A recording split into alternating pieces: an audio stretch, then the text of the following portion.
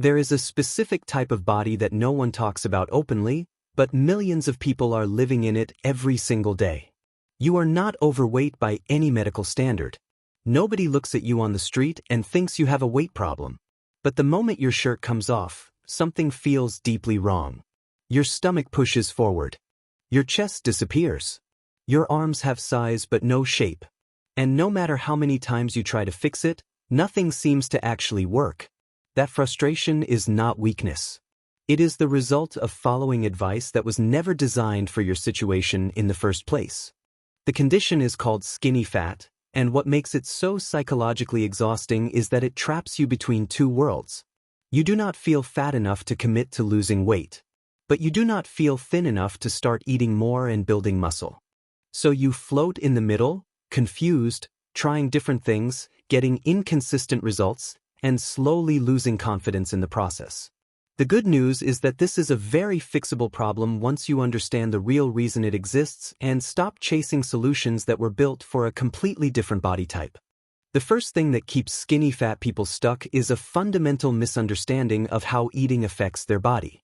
The typical response is to start eating more, because somewhere along the way, the idea of bulking gets planted in your head.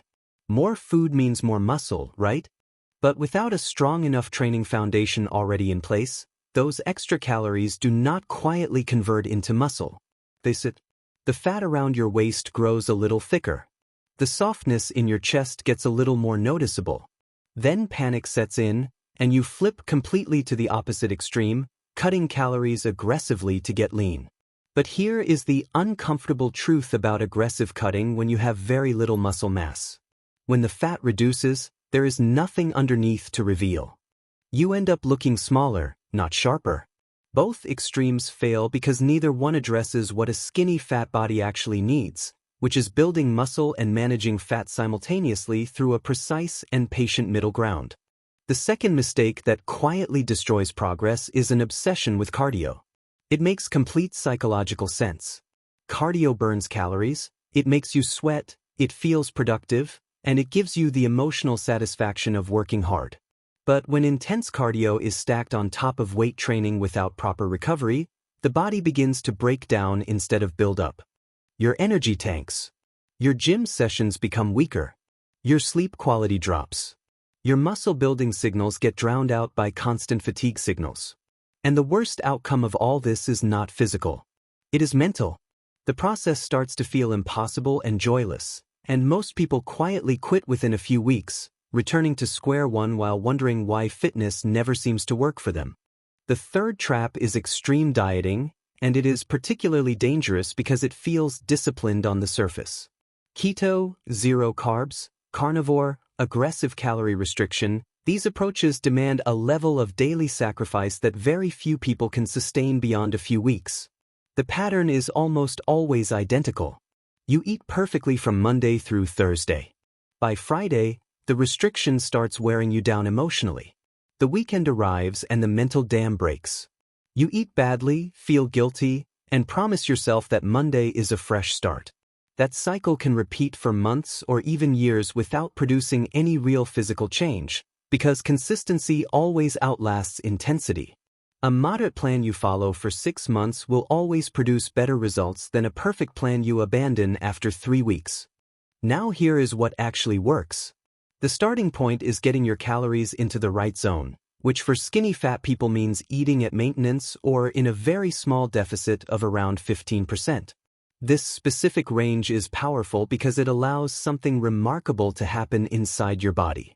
You can simultaneously lose small amounts of fat while building new muscle tissue, a process commonly known as body recomposition. To find your maintenance number, use any TD calculator online and enter your basic stats. Then treat that number as your daily target with real seriousness, not as a rough suggestion. Eating too far above it feeds fat. Eating too far below it starves muscle growth. The goal is to hold that middle zone with consistency, day after day. Protein is the single most important dietary variable in this entire process, and most skinny fat people are chronically undereating it. Your target should land between 1.6 and 2 grams of protein per kilogram of your body weight every single day. The reason this matters so deeply is that protein does two jobs at once. It provides the raw material your body uses to build new muscle, and it acts as a protective barrier against muscle loss while you are eating in a deficit. Without enough protein, you are not recomposing your body.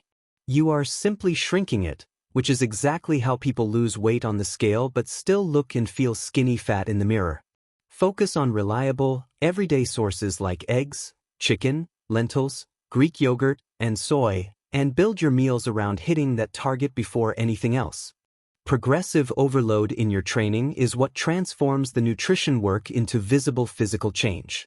Walking into the gym without a structured plan and lifting whatever feels comfortable is one of the most common and costly mistakes in fitness.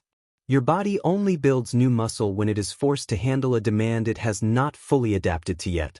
That means adding a little more weight, completing 1 or 2 more reps, or improving your form and control week over week. Those final reps of every set, the ones where your muscles are genuinely struggling and burning, that is precisely where growth is triggered.